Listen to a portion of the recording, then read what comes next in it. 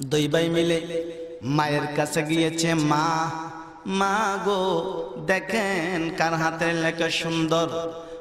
মা হাতের লেখা হাতের মধ্যে নিলেন, চামড়ার টুকরা হাতের মধ্যে নিলেন। জান্নাতে মহিলাদের সরদারিনী খাতুনে জান্নাত হযরত ফাতেমা হাতের লেখাগুলো দেখলেন আর চোখের পানি ছেড়ে ছেড়ে কাঁদতেছেন। বাচ্চারা বলে, মা গো আসলাম আপনার কাছে, কার হাতের লেখা সুন্দর আপনি ঘোষণা করবেন, সাইন করে দিবেন। আপনি দেখে চোখের পানিগুলো ছেড়ে ছেড়ে কাঁদতেছেন। হযরত ফাতেমা চোখের পানি ছেড়ে কান্দে আর বলে, হাসান হুসাইনের রে, আমি মা এই কাজের সমাধান দিতে পারবো না। মা কেন তুমি দিবা না, কেন বলবা না কার হাতের লেখা সুন্দর হয়েছে? হযরত ফাতেমা কান্দে, সন্তানেরা রে তোমরা জানোনি আমি মা তোমরা যখন ছুটেছিলে, আমি যখন তোমাদের মুখে খাবার উঠাইয়া দিতাম রে বাবা, কারো মুখে কম কারো মুখে বেশি খাবার উঠাইয়া দিতাম না রে সন্তানেরা। তোমরা আমি মায়ের কাছে সমান। আমি কাকে খুশি করব, কাকে বেজার করব রে বাবা? আমি কাকে বলবো তোমার হাতের লেখা সুন্দর?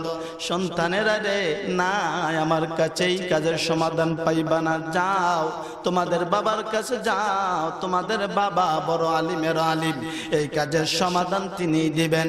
সন্তানেরা দৌড়াইয়া বাবার কাছে গেছে। শারে খোদা আলী আসাদুল্লাহিল গালিবের কাছে সন্তানেরা দৌড়াইয়া গেছে। বাবা গো মায়ের কাছে গিয়েছিলাম, মা আমাদের হাতের লেখা সাইন করে নাই, কার হাতের লেখা সুন্দর হয়েছে মা একবারও বলল না, আপনার কাছে পাঠিয়ে দিয়েছে। বাবা আপনি বলেন আমাদের কার হাতের লেখা সুন্দর হয়েছে, আপনি সাইন করে দেন। বাবা গো আপনার দরবার থেকে আমাদেরকে তাড়াইয়া দিবেন না। হযরত আলী চকুর পানি ছেড়ে কান্দে, রে হাসান হুসাইন আমি বাবা পারবো না এই কাজের সমাধান দিতে। রে বাবা তোমরা একটা কাজ করো, এই মুহূর্তে চলে যাও তোমাদের নানার কাছে।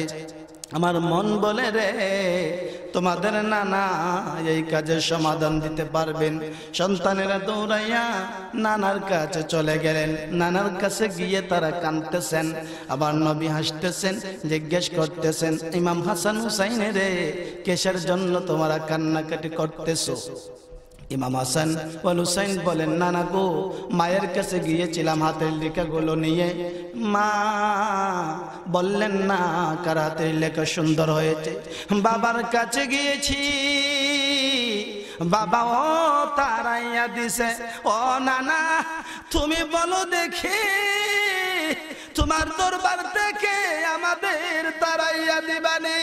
আমার নবী বলে, রে নাতিরা আমি নানা জীবনে আমার দরবার থেকে তাড়াইয়া দেব না। বলো তোমাদের কি অসুবিধা আছে? ইমাম হাসান হুসাইন বলেন, নানা গো আমরা দুই ভাই লেখছি।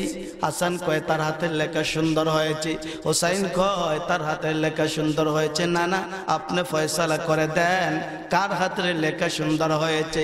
আমার নবী যখন এই কথা শুনলেন সবাই নিজ দিক দিয়ে কানলো। আমার আপনার নবী রাহমাতুল লিল আলামিন মাথা মুবারকটা উপরের দিকে দিয়া আকাশের দিকে তাকায়া তাকায়া কান্দে।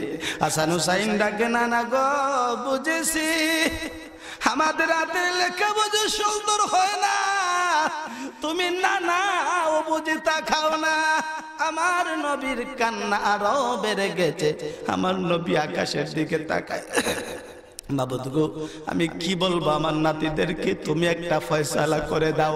আমার নবী কান্দে আর বলে, নাতিরা দাঁড়াও আমি সমস্যার সমাধান করে দিচ্ছি। এমনি সময় হযরতে জিবরাইল জান্নাতি ফল হাতে লইয়া আমার নবীর সামনে দাঁড়াইয়া আছে। আমার নবী জিবরাইলকে দেখে বললেন, জিবরাইল রে তোমার হাতের মধ্যে কি? জিবরিল বলেন, ইয়া রাসূলুল্লাহ, ইয়া হাবিবাল্লাহ, এই ফলটা আল্লাহ তার কুদরতের হাত দ্বারা আমার কাছে পৌঁছাইয়া দিয়েছে। নবী গো বলেছে আপনার হাতে দেওয়ার জন্য। আমার নবী কান্দে আর বলে, জিবরাইল রে এই মুহূর্তে আমার কোনো খিদে নেই। ইয়া রাসূলুল্লাহ, এই ফলটাই আল্লাহর পক্ষ থেকে আল্লাহ দিয়েছেন, শুধু খিদার জন্য নয়। ইয়া রাসূলুল্লাহ, আপনার নাতিরা হাতের লেখা নিয়ে কম্পিটিশন করতেছে, এই কাজের সমাধান এই ফলের মাধ্যমে হয়ে যাবে। আমার নবী বলেন, জিবরাইল রে কিভাবে এই ফল দ্বারা সমস্যার সমাধান হবে? জিবরিল বললেন, ইয়া রাসূলুল্লাহ, আল্লাহ রাব্বুল আলামিন বলেছেন আপনার নাতিদেরকে এই ফলটা সমান ভাগে দুইটা ভাগ করে, একটা ভাগ দিবেন হুসাইনের হাতে, আরেকটা ভাগ দিবেন হাসানের হাতে। আমার নবী বলেন, জিবরাইল এইভাবে ভাগ করে দেই যদি, তাহলে কি হবে?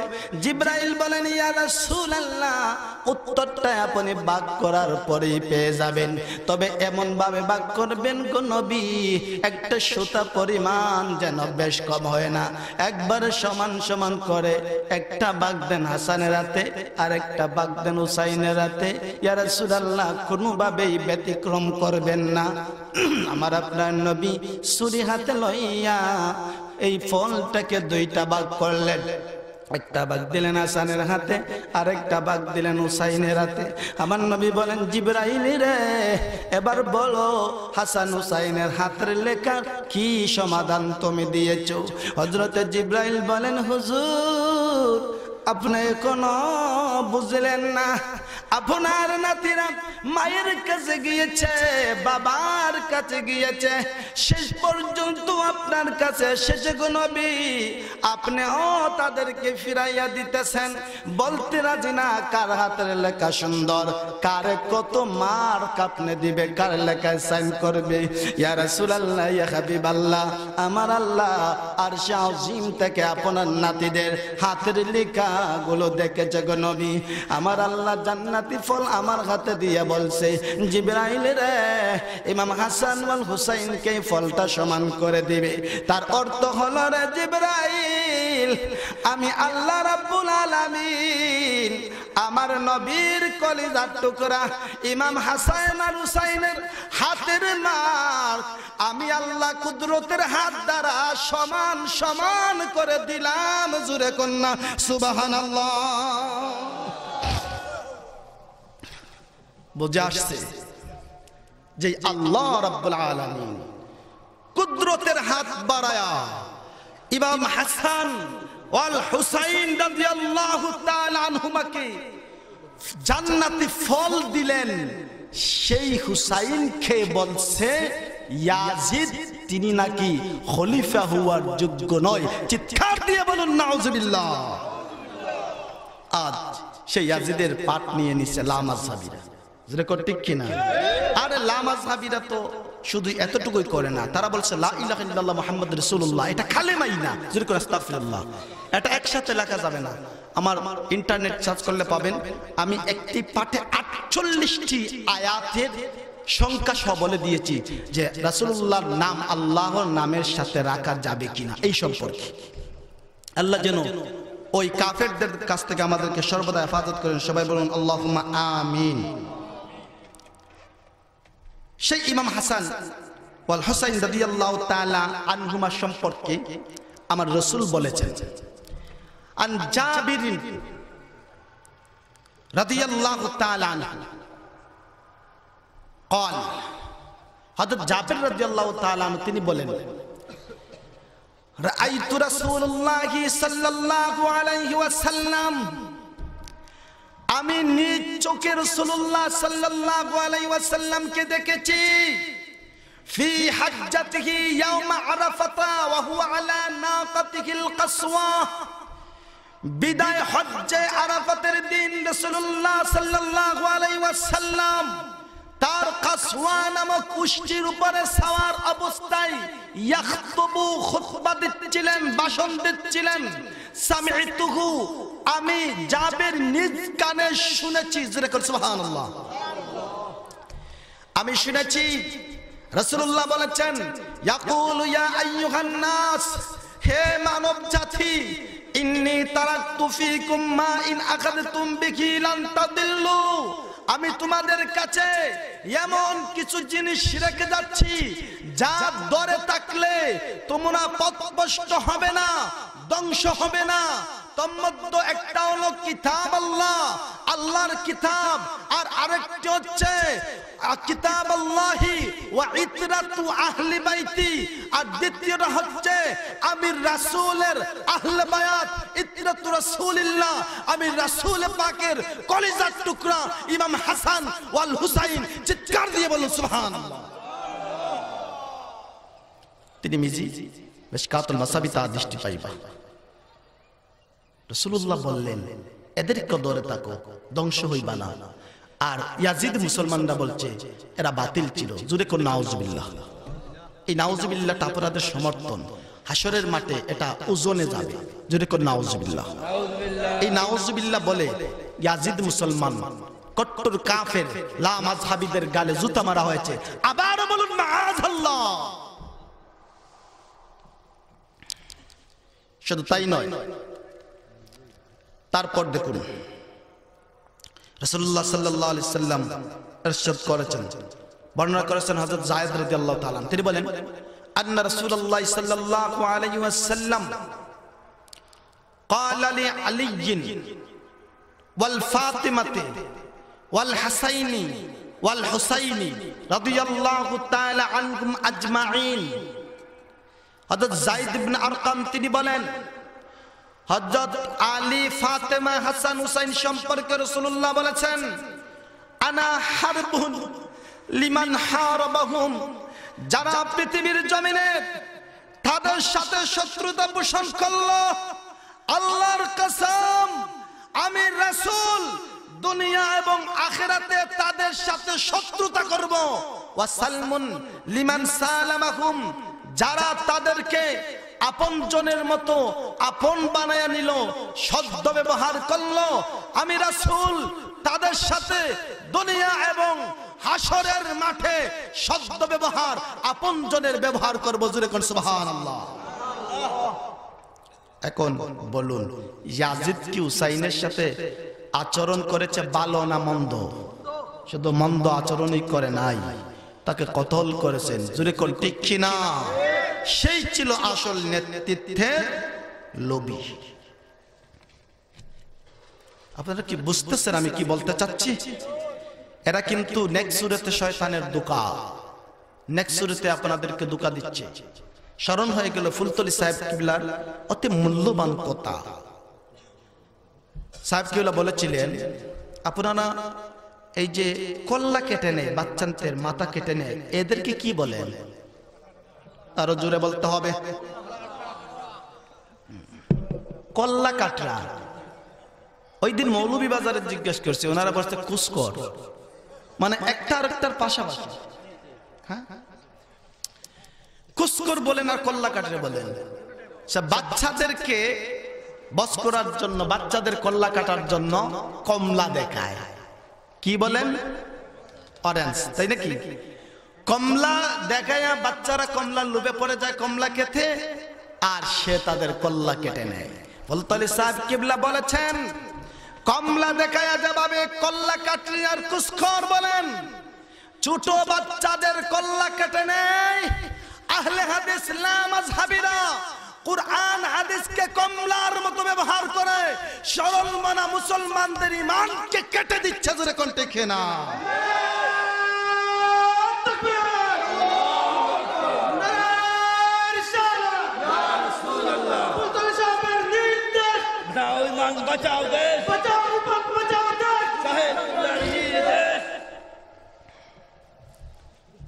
আরেকবার আরেকটি ঘটনা এই প্রাসঙ্গিক কি তিনি বললেন,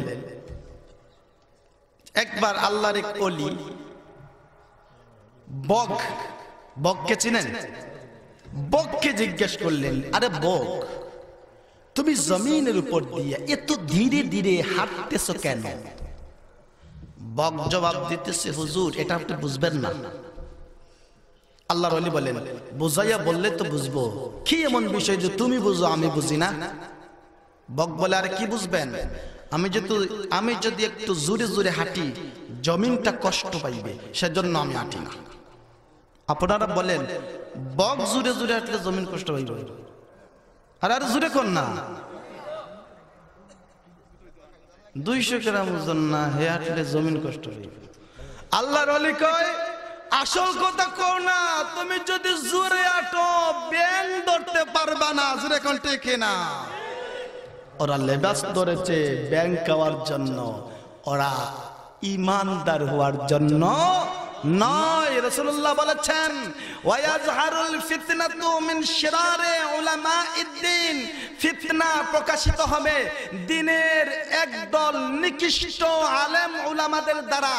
আজ আমরা তাদেরকেই দেখতে পাচ্ছি, তারা হচ্ছে ইয়াজিদ মুসলমান। উচ্চ কণ্ঠে বলুন ঠিক না? আর যাইতে পারবো না, আমরা সবাইকে চিনে ফেলেছি।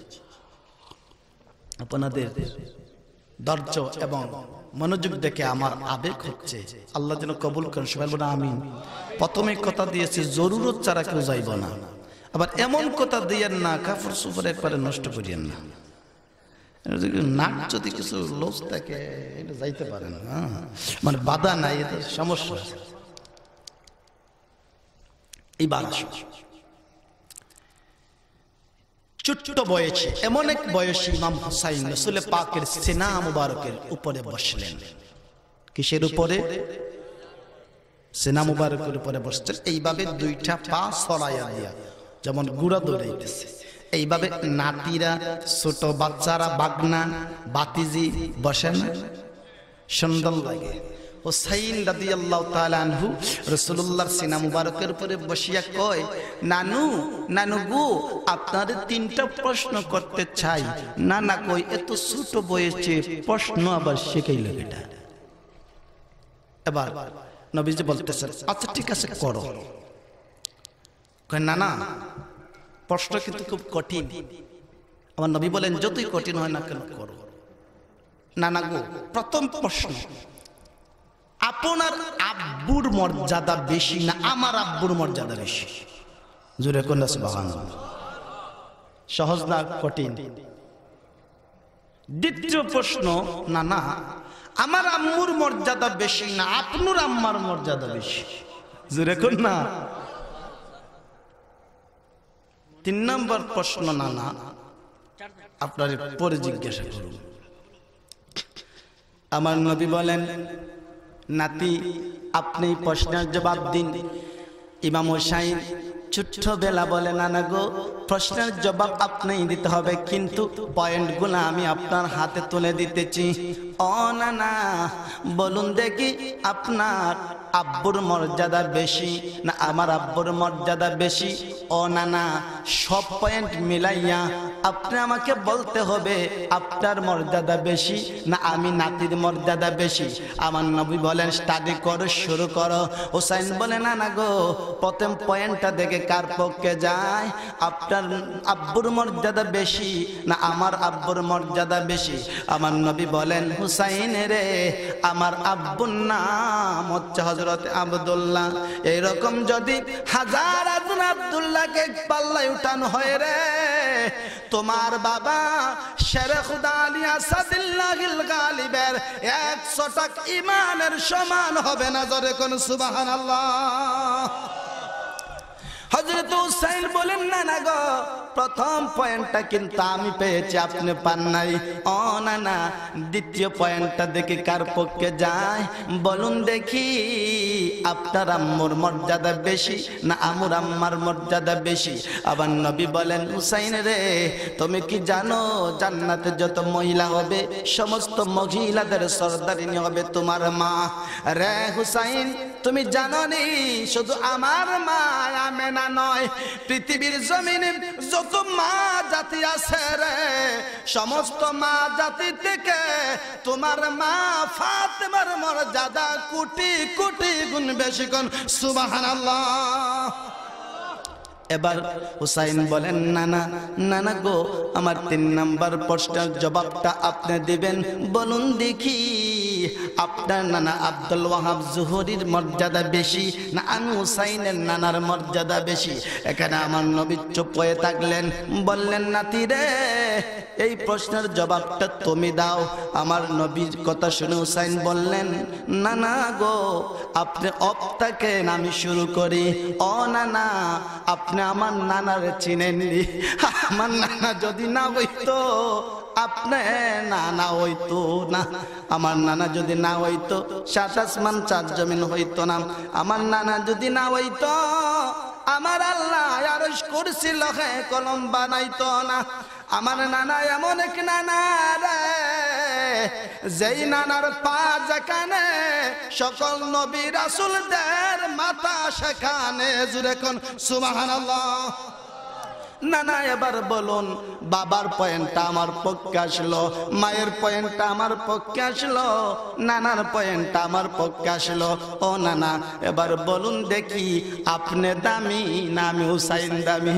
আমার নবী বলেন, হুসাইন রে, আমি নানা কোথা দিলাম রে, সব পয়েন্ট পাইয়া আমি নবীর দিক দিয়া, আমি নবীর উসিলায় তুমি হুসাইন দামি হয়ে গেলে। আমার নবী যে হুসাইনকে নিজে দামি বলছে, মর্যাদাশীল বলছেন, সেই হুসাইনের গলায় ছুরি দিয়েছে ওই লম্পট ইয়াজিদ। জুরে কোন ঠিক কিনা? মোহব্বতে দুরূদ শরীফ পড়েন, আল্লাহুম্মা সাল্লি।